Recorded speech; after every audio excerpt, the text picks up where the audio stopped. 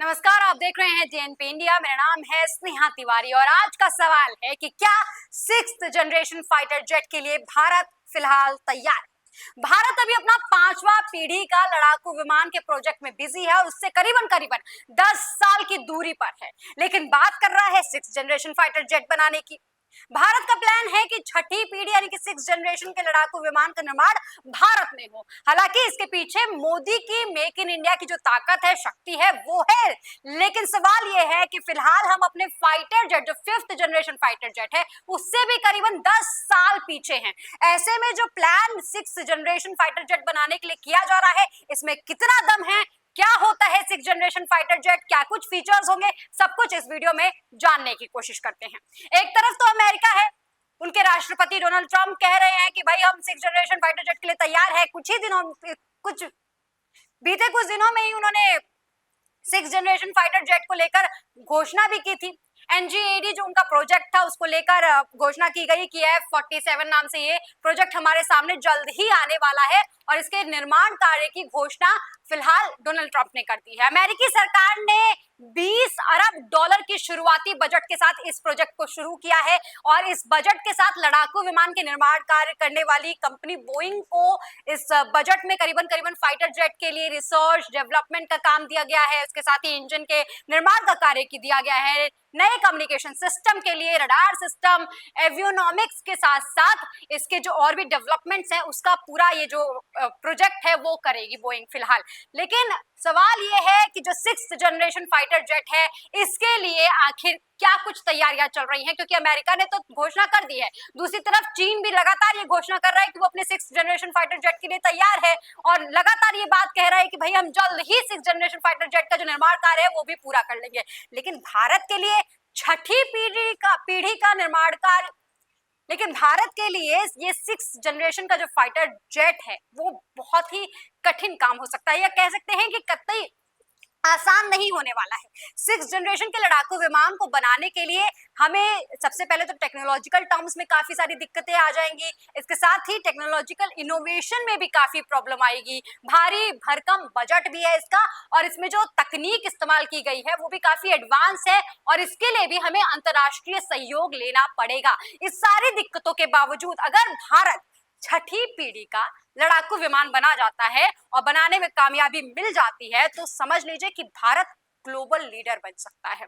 ऐसा मैं क्यों कह रही हूं, ये समझने की कोशिश कीजिए। दोस्तों, आपको भी पता है कि हम बार बार जब डिफेंस वाली वीडियो कर रहे हैं तो उसमें हम आपको बता रहे हैं कि किस तरीके से किसी भी देश का अगर डिफेंस सिस्टम मजबूत होता है, उसके पास जब हाई एडवांस टेक्नोलॉजी वाले विमान होते हैं, फाइटर जेट्स होते हैं, मिसाइल्स होती हैं, तो वो देश की डिफेंस को कितना मजबूत करता है। अब आप सोचिए, जब जिसके पास अभी फिलहाल जिस देशों के पास फिफ्थ जनरेशन के लड़ाकू विमान है, वो बार बार कह रहे हैं कि हमारे पास बहुत सुपर पावर है, हमारे पास सुपर पावर है, तो जो जिस देश के पास सिक्स जनरेशन का फाइटर जेट होगा, वो देश कितना सुपर पावर होगा, ये आप खुद बताइए। और आपको क्या लगता है, कमेंट सेक्शन में सबसे पहले अपना जवाब भी जरूर लिखिएगा।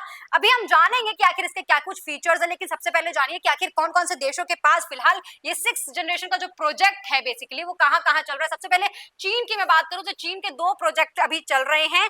इसको सिक्स जनरेशन जो फाइटर जेट बनाने का काम है, ये चीन के साथ 2 प्रोजेक्ट है। इसके साथ ही मैं कह सकती हूँ संयुक्त रूप से 2 प्रोजेक्ट चल रहे हैं। वो दोनों प्रोजेक्ट के बारे में भी बातचीत करेंगे। रशिया भी बना रहा है और इसके साथ ही अमेरिका जो कि बना रहा है, इसके बारे में मैंने आपको पहले ही बताया है। तो मतलब ये बेसिकली सिक्स्थ जनरेशन के जो प्रोजेक्ट हैं उन पर काम करने वाले देश हैं। आखिर ये क्यों मैं कह रही हूँ कि सिक्स जनरेशन की बात की जा रही है, क्योंकि एक खबर देखिए, हमारे पीछे ये कटिंग भी लगी हुई है। इसमें एक वायुसेना के अधिकारी हैं, उनका कहना है कि भारत की भी योजना है कि वो छठी पीढ़ी के लड़ाकू विमान के निर्माण कार्य करे। हालांकि कब करेगा, कैसे करेगा, किस तरीके से करेगा, इसके लिए उन्होंने बहुत सारी अहम बातें बोली हैं। क्या कुछ बोला है वो भी हम समझने की कोशिश करेंगे। लेकिन आप समझिए कि जिस देश के पास, जैसा कि मैंने आपको बोला कि जितनी हाई टेक्नोलॉजी वाले मिसाइल्स होंगे, फाइटर जेट्स होंगे, जितना मजबूत डिफेंस सिस्टम होगा, उतना ही मजबूत वो देश भी होता है। और जब भारत की बात आती है तो भारत अभी फिलहाल डिफेंस सिस्टम को किस तरीके से मजबूत करने का काम कर रहा है, ये हम सब जानते हैं। लेकिन फिर भी ये जाहिर है, ये हम सब जानते हैं कि अभी भारत अपने 5th जनरेशन के फाइटर जेट से भी कम से कम 10 साल पीछे है। ऐसे में इस 10 साल की दूरी को तय करना और दूसरी बात 6th जनरेशन प्रोजेक्ट पर काम करना भारत के लिए बड़ा मुश्किल भी है, और साथ ही साथ किस तरीके से करेगा ये बहुत सोचने वाली बात है। लेकिन अगर बात की जा रही है तो बात आप तक पहुंचानी जरूरी है कि भाई 6th जनरेशन फाइटर जेट आखिर किस तरीके से काम करेगा, कैसे काम करेगा, ये समझने की कोशिश करते हैं कि आखिर 6th जनरेशन के फीचर्स क्या है, क्यों इसकी इतनी बात चल रही है। सबसे पहले तो आप सोचिए कि जो 5th जनरेशन है, जो भी मैंने आपको वीडियोस बताई है, जो भी फाइटर जेट्स बताई है जिनके पास 5th जनरेशन जो है, उनके पास जो स्टेल्थ सिस्टम है वो उसकी सबसे बड़ी ताकत है। अब सोचिए जिस 5th जनरेशन की स्टेल्थ पावर इतनी ताकतवर है, उसका जब 6th जनरेशन जब आएगा तो उसमें जो स्टेल्थ पावर होगी वो कितनी मजबूत होगी। तो बेसिकली बात ये है कि जो 6th जनरेशन के फाइटर जेट्स होंगे उसमें स्टेल्थ सिस्टम जो है वो सबसे ज्यादा मजबूत और यही सबसे पावरफुल फीचर होगा उसमें। मैं ऐसा क्यों कह रही हूँ, क्योंकि ये जो जेट्स होंगे इसमें ना रडार, ना इंफ्रारेड और बाकी जो अन्य डिटेक्शन सिस्टम होते हैं उन वो सभी से बचने का काम कर सकता है। ये जो 6th जनरेशन के फाइटर जेट्स होंगे उसमें जिस तरीके के स्टेल्थ सिस्टम होंगे वो बेसिकली उन पर ये सारी चीजें काम ही नहीं करेगी। आप किसी भी तरीके का रडार नहीं काम करा सकते हैं, उस पर इंफ्रारेड काम नहीं करा सकते, जो अन्य डिटेक्शन सिस्टम है उससे भी बचने के लिए कारगर साबित होगा। क्यों होगा? क्योंकि मैंने आपको पहले भी बताया कि जो स्टेल्थ सिस्टम है वो किस तरीके से एक तो पहली बात कंफ्यूज कर देता है भाई अपने सामने वाले अपने दुश्मन मिसाइल्स को, और दूसरी चीज कि जब आपके पास स्टेल्थ सिस्टम है, आप किसी भी विमान में स्टेल्थ सिस्टम है, तो इससे उस विमान की जो ट्रैक करने की क्षमता होती है वो बेसिकली खत्म कर देते हैं। और जब 6th जनरेशन में और भी इनहेंस स्टेल्थ सिस्टम होगा तो 5th जनरेशन के मुकाबले यकीनन तौर पर ये बेहतर होगा और इसे बचने में काफी मदद मिलेगी। इससे इसके साथ ही इसमें जो रडार क्रॉस सेक्शन है वो भी बहुत कम होगा, इससे इसको पकड़ना लगभग असंभव होगा। क्योंकि 5th जनरेशन की मैं जैसे मैं अभी हम फिलहाल 5th जनरेशन से ही बात करेंगे, क्योंकि अभी हमारे पास विश्व के पास जो सबसे हाई टेक्नोलॉजी वाला विमान है वो 5th जनरेशन है, और इसीलिए इसका कंपैरिजन हम 6th जनरेशन का जो कंपैरिजन है वो 5th जनरेशन से कर रहे हैं। इसके साथ ही जो 6th जनरेशन विमान होंगे उसमें नई कोटिंग्स होंगे, नई डिजाइन होंगे, जिससे उड़ने में, लैंडिंग में और तमाम चीजों में बहुत मदद मिलेगी। जैसे कि एक जो फीचर अभी फिलहाल सामने आया है वो टेललेस कॉन्फ़िगरेशन की बात आ रही है कि जैसा कि आप यहाँ पे देख पा रहे होंगे कि ये टेललेस है, इसमें टेल नहीं दिख रही होगी आपको, और इसके वजह से बहुत मदद मिलेगी। और दूसरी चीज है इसमें एआई, आर्टिफिशियल इंटेलिजेंस। ये एआई सेंसर जो है इसका बहुत एक्टिव रहेगा, डाटा को तेजी से प्रोसेस करने के साथ साथ ऑटोमेटिक रूप से लक्ष्य को पहचान भी कर सकता है, टारगेट को पहचान लेगा, जिससे कि जो पायलट होगा उसको बहुत मदद मिलेगी। और साथ ही कुछ डिजाइन ऐसे भी किए जा रहे हैं जो पूरी तरीके से मानव रहित यानी कि अनमैन्ड होंगे, और या साथ ही साथ ऐसे भी ऑप्शंस हो सकते हैं जिसमें ऑप्शनली लोग होंगे, मतलब वैकल्पिक रूप से मानव संचालित होगा, यानी कि ऑप्शनली मैन्ड हो क्षमता भी शामिल होगी। मतलब इस तरीके के डिजाइन्स भी किए जाएंगे भविष्य में। तो आपके पास जब अलग अलग तरीके के ऑप्शंस होंगे, डिजाइन्स होंगे, तो बेहतर बेसिकली आप उन हिसाब से काम कर पाएंगे। दोस्तों आप जरूर बताइएगा कि आपको क्या लगता है, क्या इस तरीके से जो फाइटर जेट्स का लगातार जो टेक्नोलॉजी इनहेंस हो रही है उससे किसी भी देश की युद्ध क्षमता को कितनी मजबूती मिलेगी? कमेंट सेक्शन में लिखकर जरूर बताइएगा। इसके साथ ही इसकी जो सुपर क्रूज और हाइपरसोनिक कैपेबिलिटी है वो भी इसको काफी मजबूती देगी। क्यों? क्योंकि ये जो जेट्स हैं वो बिना आफ्टर बर्नर के भी सुपरसोनिक गति यानी कि मैक 1 से अधिक की उड़ान भर सकते हैं, जिसे सुपर क्रूज कहते हैं। और कुछ देश तो ऐसे भी हैं जो मैक 5 या उससे ज्यादा पर काम कर रहे हैं। मैक 5 का मतलब हो गया 5 गुना, मैक 5 का मतलब हो गया साउंड के स्पीड से भी 5 गुना, मतलब कि हाइपरसोनिक गति की ओर भी काम किया जा रहा है। इसमें ऑब्वियसली टेक्नोलॉजी इसकी बहुत अच्छी होगी, इसके इंजन बहुत एडवांस होंगे, इसके एडेप्टिव साइकिल इंजन इस्तेमाल किए जा सकते हैं इसकी गति और इसकी ईंधन कैपेसिटी को बढ़ाने के लिए, जिससे कि इस 6th जनरेशन के फाइटर जेट्स को काफी ज्यादा मजबूती मिलेगी। यही नहीं, 6th जनरेशन के जो फाइटर जेट्स है वो अकेले नहीं उड़ेंगे, बल्कि एक नेटवर्क होगा उनका। नेटवर्क किस तरीके से होगा आप समझने की कोशिश कीजिएगा। इससे पहले भी मैंने आपको बताया हुआ है कि जब इस तरीके के नेटवर्क में कोई फाइटर जेट उड़ता है तो जो इन्फॉर्मेशन है वो जल्दी ट्रांसफर हो जाती है, जिससे कि विमानों को बड़ी मदद मिलती है। और यही यहाँ पर भी हो रहा है कि ड्रोन, सैटेलाइट और साथ ही साथ जो अन्य तरीके के प्लेटफॉर्म होंगे वो साथ में मिलकर काम करेंगे, जिससे डाटा शेयरिंग जो है वो बहुत ही इजी हो जाएगा और साथ ही क्लाउड बेस्ड सिस्टम इसमें काम करेगा। हाई स्पीड कम्युनिकेशन हो जाएगा, जिससे ड्रोन को काफी आसानी रहेगी। तो जब 6th जनरेशन की बात हो रही है तो हम आगे जनरेशन, हम फाइटर जेट्स के जो टेक्नोलॉजी है उसको आगे बढ़ाने की ही बात कर रहे हैं, और इसीलिए इसमें जो वेपन्स होंगे वो भी काफी ज्यादा एडवांस्ड होंगे। इसमें लेजर हथियार हो सकते हैं, इसके साथ ही साथ हाइपरसोनिक मिसाइलें और स्मार्ट मिलिट्री सप्लाईज भी शामिल हो सकते हैं।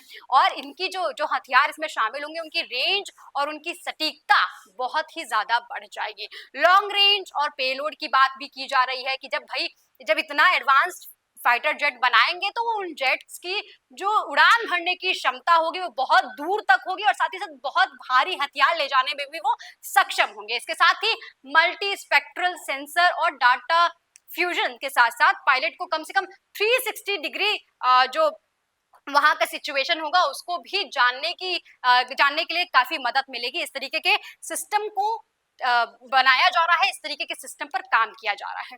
अब सोचिए दोस्तों, जब फाइटर जेट्स जो लड़ाकू विमान है F-22 या फिर F-35 जो कि 5th जनरेशन के हैं, इनसे कई गुना ज्यादा इन्हें एडवांस्ड माना जा रहा है। तो और ये भविष्य में वायुसेना की जो जरूरत है उनके हिसाब से ही डिजाइन किया जा रहा है। माना ये भी जा रहा है कि 230 के दशक के आसपास ये सेवा में आ जाएंगे, देशों के डिफेंस में शामिल हो जाएंगे, ऐसी उम्मीद लगाई जा रही है।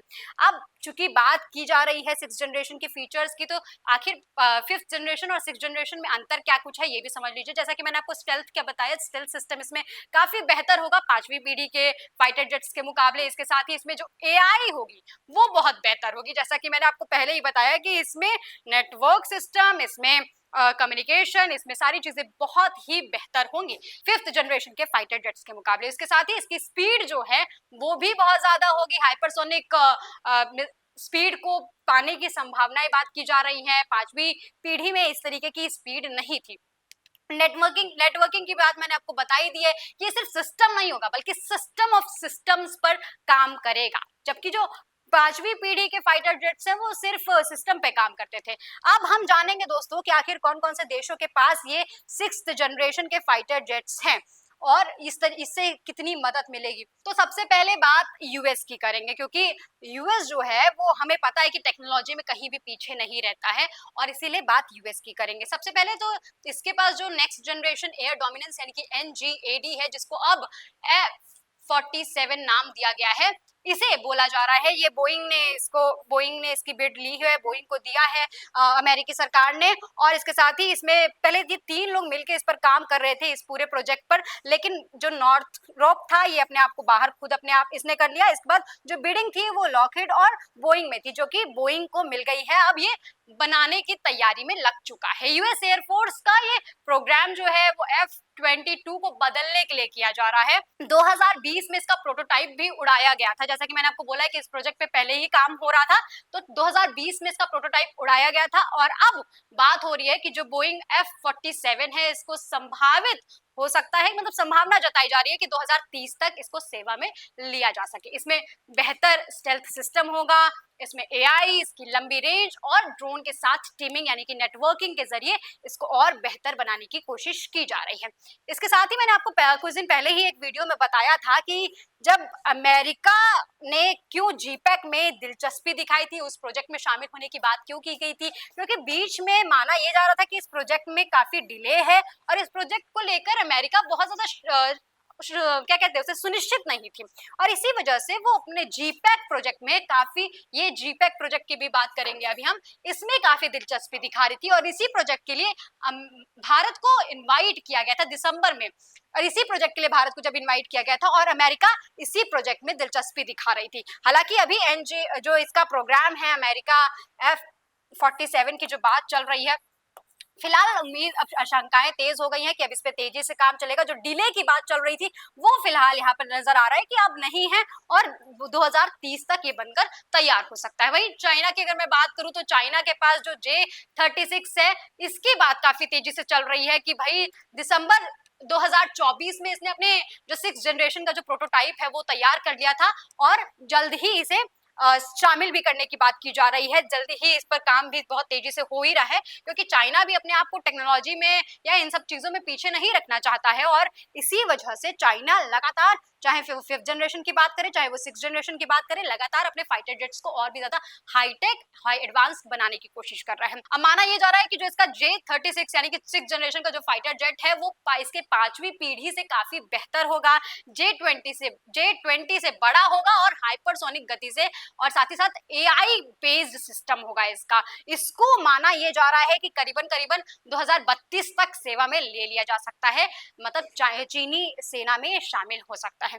इसके बाद अगर मैं रशिया की बात करूं तो रशिया का PAKDP एक प्रोजेक्ट है जिसके बारे में हम बातचीत करेंगे, जो यहाँ पर है इसे MiG-41 बेसिकली कहा जाता है। ये प्रोजेक्ट बेसिकली 6th जनरेशन का है और इसके वजह से मतलब देखिए ये जो देश है ना, चाहे वो रशिया हो चाहे वो अमेरिका हो चाहे वो चीन हो, ये जो तमाम देश हैं ये अपने डिफेंस सिस्टम को किस तरीके से मजबूत रखते हैं, अपने जो फाइटर जेट्स हैं उनकी जो टेक्नोलॉजी है उस पर लगातार काम करते हैं और इसका जीता जागता सबूत है कि भाई जहां दुनिया अभी 5th जनरेशन की लड़ाई लड़ रही है, जहां दुनिया अभी 5th जनरेशन के फाइटर जेट्स को पाने की लड़ाई लड़ रही है, वहीं ये जो ऐसे देश हैं इन्होंने 6th जनरेशन पर काम करना शुरू कर दिया है। अब ये रशिया के पास जो MiG-41 है ये बेसिकली MiG-31 का ही सक्सेसर है और इसमें मैक 4 से ज्यादा की स्पीड मानी जा रही है, मतलब हाइपरसोनिक मिसाइलों को रोकने की भी क्षमता होगी और हाइपरसोनिक स्पीड भी इसमें होगी। माना यह जा रहा है कि 2028 से 2030 के बीच में ये बनकर तैयार हो जाएगा, ये रशिया के डिफेंस सिस्टम में शामिल हो जाएगा। इसके बाद जिस जीपेक की मैं बात कर रही हूँ ये इसलिए इंपॉर्टेंट है क्योंकि ये बहुत तेजी से बनता हुआ प्रोग्राम है। इस प्रोजेक्ट पे बहुत तेजी से काम किया जा रहा है। यूके, जापान और इटली साथ में इस प्रोजेक्ट पे काम कर रहे हैं। मतलब पहली बात तो समझिए कि जीपेक जो है वो ग्लोबल कॉम्पैक्ट एयर प्रोग्राम है और इस पर यूनाइटेड किंगडम, जापान और इटली ये तीनों ही देश साथ में मिलकर काम कर रहे हैं। अब ये प्रोजेक्ट इसलिए इतना इंपॉर्टेंट है क्योंकि इसका जो लक्ष्य है वो 2035 तक एक 6th जनरेशन अच्छा तगड़ा और मजबूत high advance 6th generation fighter jet को तैयार करके शामिल करना है और इसीलिए जो अमेरिका है वो भी इसमें दिलचस्पी दिखाना चाहता है। लेकिन यहाँ पर भारत के लिए सबसे अच्छी बात यह है कि सोचिए इस प्रोजेक्ट में जिसमें 3 ये यूरोपीय देश शामिल हैं, इसी प्रोजेक्ट को में शामिल होने के लिए भारत को न्योता आया था। 2024 की मैं अगर बात करूं तो इसी प्रोजेक्ट के लिए न्योता आया था और ये बहुत तेजी से आगे बढ़ रहा है। इसके बाद आती है जापान की बात। जापान जो है वो भी लगातार काम कर रहा है। इसके बाद FCAS की बात हो रही है जो कि फ्रांस, जर्मनी और स्पेन साथ में मिलकर बना रहे हैं और इसका अगर मैं फुल फॉर्म की बात करूं तो ये फ्यूचर कॉम्बैट एयर सिस्टम है, जो कि मेरे पीछे आप तस्वीरों में देख पा रहे होंगे। ये जो तस्वीर मेरे पीछे देख पा रहे हैं ये बेसिकली FCAS है, फ्यूचर कॉम्बैट एयर सिस्टम, जिसे फ्रांस, जर्मनी और स्पेन साथ में मिलकर बना रहे हैं। यूरोपीय देशों का ये जो प्रयास है बेसिकली न्यू जनरेशन के फाइटर जेट को इन्वेंट करना है और इसके साथ ही 2040 तक का लक्ष्य इनके पास है। 2040 में ये जो है ये आपको जो दिख रहा है उड़ती हुई तबाही, ये बेसिकली बनकर तैयार हो जाएगी और इसके साथ ही इसको शामिल करने की बात की जा रही है। अब आप भारत के बारे में भी सोच रहे होंगे, जानना चाहते होंगे, भाई अब भारतीय हैं, भारत में अगर बैठे हुए लोग देख रहे हैं तो ऑब्वियसली वो जानना चाहते होंगे कि भारत इस ये जो लड़ाई है, ये जो संघर्ष है 5th generation 6th generation fighter jets की, इसमें कहां आखिर आता है। तो अगर मैं बात करूं तो सबसे पहले आपको बता दूं भारत फिलहाल AMCA यानी कि एडवांस्ड मीडियम कॉम्बैट एयरक्राफ्ट को के प्रोजेक्ट पे काम कर रहा है, जो मेरे पीछे आप यहाँ पे देख पा रहे होंगे। ये बेसिकली इस प्रोजेक्ट पे काम किया जा रहा है और इसे 5वीं पीढ़ी के रूप में शुरू किया जा रहा है, 5th जनरेशन के रूप में काम किया जा रहा है। लेकिन माना ये जा रहा है कि जैसे ही ये प्रोजेक्ट शुरू होगा, मतलब इसका जो पहली टेस्टिंग होगी उसके बाद इसे 6th जनरेशन के साथ इसको अपग्रेड करने की कोशिश की जाएगी। जैसा कि मैंने आपको बोला कि AMCA का जो प्रोजेक्ट है इसके तहत भारत साल 2028 में पहले विमान की टेस्टिंग करेगा, फ्लाइट टेस्टिंग करेगा, और इसी के साथ शायद उसी वक्त पर इंडियन एयरफोर्स और एडीए साथ में मिलकर 6th जनरेशन के लड़ाकू विमान के निर्माण कार्य को तैयार करेंगे, उसके कॉन्सेप्ट बनाने पर काम करेंगे। शायद यही बिल्कुल सही समय होगा। यही नहीं, एक अधिकारी ने बताया कि एक बार एएमसीए उड़ान भरना शुरू कर दे, उसके बाद इंडियन एयरफोर्स और एडीए 6th जनरेशन के लड़ाकू विमान के डेवलपमेंट पर विचार विमर्श कर सकता है। अब ऐसे में जब Bharat 6th generation fighter jet की बात कर रहा है, तो हमें मान लेना चाहिए कि भारत बिल्कुल आगे बढ़ना चाहता है, लेकिन फिलहाल भारत बहुत पीछे है। भारत के लिए दिक्कत ये है कि ये जेट सबसे पहले तो बहुत महंगे हैं, दूसरी चीज ये है कि इनके रखरखाव में बहुत समस्या आती है। सबसे पहले अगर मैं एग्जांपल दूं आपको, तो एनजीएडी जो प्रोजेक्ट है अमेरिका का, उसमें प्रति यूनिट करीबन $300 मिलियन खर्च हो रहा है। अब सोचिए, जिसमें इतना खर्च हो रहा है, ऐसे में भारत उसमें निवेश कर पाएगा, नहीं कर पाएगा, ये एक बड़ी समस्या है। और इसके साथ ही इसके स्टेल्थ और उन्नत सिस्टम है इसमें, जिसके रखरखाव की दिक्कतें हैं। इस वजह से मैं बार बार कह रही हूँ कि क्या भारत 6th जनरेशन के लड़ाकू विमान को बनाने के लिए तैयार भी है? क्योंकि अगर मैं बात करूं इसकी तैयारी से, मतलब अगर प्रोजेक्ट सोच भी रहा है भारत, तो सबसे पहले इसको टेक्नोलॉजिकल दिक्कत बहुत ज्यादा आएगी। इसके साथ ही इसके इनोवेशन में काफी प्रॉब्लम आएगी, भारी भरकम बजट इसका सबसे बड़ा प्रॉब्लम है। इसके साथ ही जो इसकी एडवांस टेक्नोलॉजी है, ये भी बहुत बड़ी समस्या है, क्योंकि अगर आप इतने एडवांस टेक्नोलॉजी के फाइटर जेट्स बनाएंगे तो ऑब्वियसली आपको अंतरराष्ट्रीय सहयोग लेना पड़ेगा। तो ऐसे में भारत जो 6th जनरेशन लड़ाकू विमान की बात कर रहा है, क्या इसके लिए वाकई तैयार है? ये एक सवाल है। लेकिन अगर भारत वाकई इसके लिए तैयार है और बनाने की कोशिश कर रहा है और बन के तैयार भी हो जाता है, तो भारत ग्लोबल लीडर बनने का बड़ा मौका सामने ले आ सकता है। लेकिन दोस्तों, जरा आप सोचिए कि जिस देश में 6th जनरेशन के फाइटर जेट्स होंगे, उस देश के युद्ध क्षेत्र कितना मजबूत होगा। क्योंकि मैंने जैसा आपको पहले बताया कि 5th जनरेशन के लड़ाकू विमान जिसके पास हैं, वो मानते हैं कि भाई उनका जो डिफेंस सिस्टम है वो बहुत मजबूत है, उनका जो देश है वो बहुत मजबूत है। ऐसे में दोस्तों, आप जरूर बताइएगा कि भारत को 6th जनरेशन फाइटर जेट्स पे काम करना चाहिए, और अगर करना चाहिए, अगर इस तरीके की तकनीक वो बना पाते हैं, तो भारत को कितनी मजबूती मिलेगी? कमेंट सेक्शन में अपना जवाब जरूर दीजिएगा। और अगर आप भी भारतीय हैं, भारत में बैठे हुए वीडियो देख रहे हैं, तो आप अपनी राय जरूर मुझे बताइएगा कि भारत इस तरीके के प्रोजेक्ट्स पे काम कर सकती है या नहीं। कमेंट सेक्शन में अपना जवाब जरूर लिखिएगा। फिलहाल इस वीडियो में इतना ही। ऐसी और अन्य खबरों के लिए देखते रहिए जीएनपी इंडिया, हर खबर भरोसे के साथ।